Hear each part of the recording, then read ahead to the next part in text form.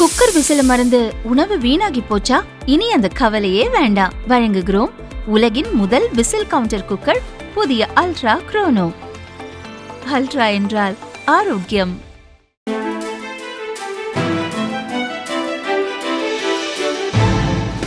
தட்டை, சீடை, முறுக்கு, ரிப்பன் போகடா, அதிரசம், என்ன வேணாலும் செய்யுங்க.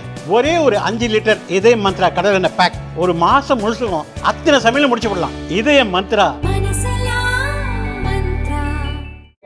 இந்த ஞானசேகருக்கு எதிரான வழக்குல இன்றைக்கு முக்கியத்துவம் வாய்ந்த தீர்ப்பு வழங்கப்பட்டிருக்கு. அதாவது இதோடைய மேக்சிமம் தண்டனையான ஆயுள் தண்டனை 30 இயர்ஸ்க்கு விதவுட் எனி ரெமிஷன். அதுதான் இம்பார்ட்டன்ட் டு பி நோட்டட்.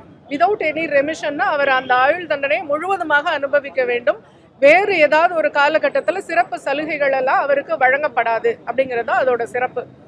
11 குற்றச்சாட்டுகள் அவன் மேல தொடுக்கப்பட்டிருந்தது. அந்த 11 குற்றச்சாட்டுகளுக்கும் எவிடன்ஸ் எப்படி கொடுத்தாங்க அப்படின்னா, அரசு தரப்புல வாய்மொழியாகவும் ஆவணம் பூர்வமாகவும் ஃபாரன்சிக் ரிப்போர்ட், அதாவது அறிவியல் பூர்வமாகவும் எல்லா குற்றச்சாட்டுகளுக்கும் தகுந்த எவிடன்ஸை நீதிமன்றத்தில் சமர்ப்பித்தோம்.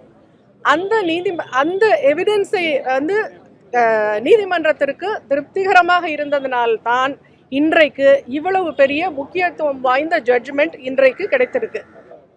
இதில் ரொம்ப முக்கியமாக கருதப்பட வேண்டியது, எல்லா விட்னஸஸும் மிக அருமையாக அரசு தரப்பிற்கு சாட்சியை நிரூபிக்கக்கூடிய வகையில் அவங்களுடைய எவிடன்சஸ் இருந்தது அப்படின்றத நான் சொல்லிக்கிறேன். இந்த குற்றச்சாட்டுக்கு மேக்சிமம் பனிஷ்மெண்ட் இதுதான், இது வழங்கப்பட்டுள்ளது. அதை தாண்டி விதவுட் ரெமிஷன், அதுதான் அதுல ரொம்ப சிறப்பா பார்க்கப்பட வேண்டிய விஷயம்.